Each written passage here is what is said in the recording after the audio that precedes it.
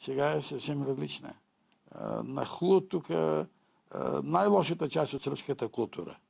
Тази кафанска култура, която даже на сръбски интелектуалци е противна. Да. Защото Сърбия е една страна с културни традиции, тя има свои учени, тя има свои големи писатели, тя има Нобелов лауреат, тя не е страна на кафани, на чувапчичи, на чалги, на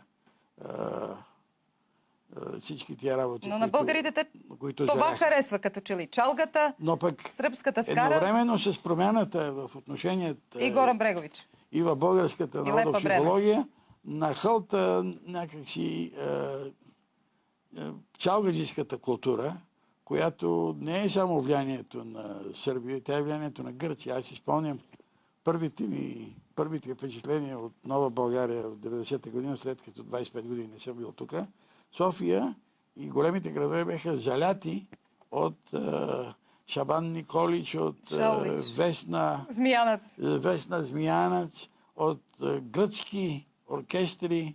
Нали, беше нещо страшно, докато накрая мъжеца на българите успя да превърне нещата, така че ние създадахме нашата собствена чалга, която по много фин начин успя да изгони сръбската чалга. Да. Сега сръбски певец много трудно ще дойде в България и се събере толкова хора, ако не е спонсориран от българското правителство. Както беше с Горан Брегович. И ако не е на Нова година, когато стана един още по-неприятен инцидент. Много искам някой да се извини за тогава. Ма наистина много. Доктор Шукаре, вие как виждате това? На Нова година сръбски чалга подражател Горан Брегович идва и пее антибългарска песен Еремия, военен марш.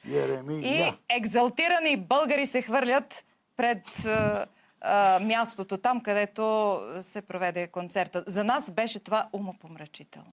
Идва Горан Брегович тук, пее за една артилерия, която е избила сумати български войници. И какво прави българския народ? То там е най-стресиращото. И аз, честно казано, си мисля, че май никой не е разбрал тези на площада какво стана. Ние тук по скаци говорим, обаче никой друг не обърна внимание. Това е единствената телевизия, която говореше за това екзалтирано там вилнеене пред сцената на българи, опиянени от това, което слушат. Горан Брегович в техните очи е някакъв идол, кумир, кой знае какво, както едно време идваха другите, както каза професор Алтънков, народни певци. В началото не идваха чак толкова чалгаджи, но сега е чалгазирана културата, обществото в България до такава степен, че те, примерно аз тогава излязох вечерта на площада в новогодишната вечер в София, имаше сериозни хора също, не бяха само някакви младежи. Значи, това, което доктор Шукарев каза, това е немислимо в сръбската столица да се случи. Ние нямаме българска скара, няма български ресторант, няма български певци и певици. И там е проблема, че ние всъщност пак се връщаме, професор Алтънков, какво се